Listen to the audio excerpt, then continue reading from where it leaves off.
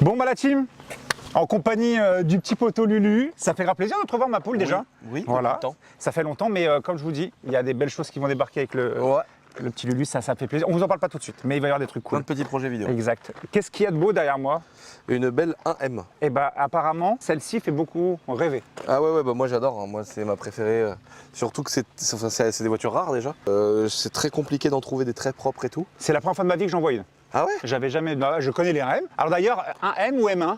Bah en fait c'est 1M normalement. Hein. Moi je dis 1M aussi. Parce que la M1 c'est une autre BMW. Qui est un peu plus racée, je crois. Ouais, qui est à l'ancienne. Avec les feux, je crois, comme ça. Normalement, voilà, c'est vraiment une autre bagnole.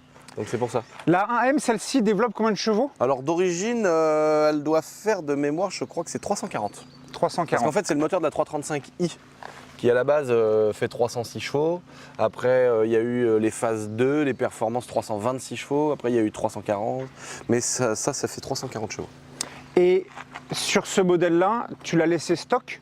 Celle-ci, elle avait déjà des petites pièces. Ligne complète Accra avec valve, la petite charge pipe, tout ça. D'ailleurs, il faut qu'on vous montre un truc. On le fera en roulant.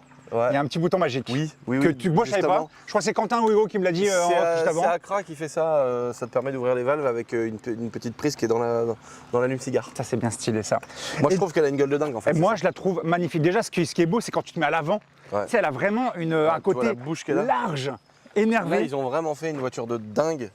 Et je trouve qu'après, elles se sont plus calmées niveau largeur d'aile, les ouvertures des grilles. Attention, hein, je dis pas que ce qu'il y a derrière, c'est moche. Je sais ce que j'étais en train de te dire, parce que tu dis qu'ils sont calmés, mais vous verrez sur une autre vidéo, il y a un truc vert derrière, ils sont pas vraiment trop calmés. Quoique si, au niveau, c'est vrai, au niveau de la courbure des ailes. Voilà, je trouve que là, ils avaient vraiment fait quand même une petite bagnole toute bodybuildée, quoi. Et ce qui est fou, c'est de mettre autant de chevaux dans un truc aussi petit, quoi. Oui, alors parce qu'en fait, ce qu'il faut savoir, c'est que ça fait 300 et quelques chevaux. Donc au début, tu dis bon voilà, mais juste une reprogrammation, déjà, tu as un peu plus de 400 déjà, sans rien mettre en pièces. Sans rien. Voilà. Juste t'arrives, c'est coucou, tu repars. Et après, évidemment, si tu commences à en mettre 3-4, tu peux aller chercher pas loin de 450-500 chevaux.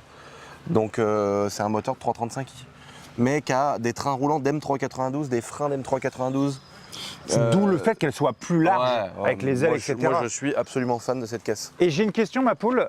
Est-ce qu'elle est de base aussi posée au sol? Là, elle a juste des petits ressorts courts, mais de base, c'est quand même des voitures basses. Par exemple, la M3 qui est derrière, tu vois, elle est d'origine. Ouais. Et tu vois quand même qu'il n'y a pas 4 mètres entre les ailes. Sur la M3, c'est vrai que quand tu regardes l'épaisseur, tu vois, t'as pas de... Déjà là, t'as un peu plus, les jantes un peu plus rentrées. Elle a pas de cale, celle-là? De cale. Elle a des cales qui lui font ressortir? Ah bah non, d'origine, avec les jantes style CSL, comme ça, t'as déjà un truc qui ressort bien, quoi. C'est beau, c'est beau. Au niveau du petit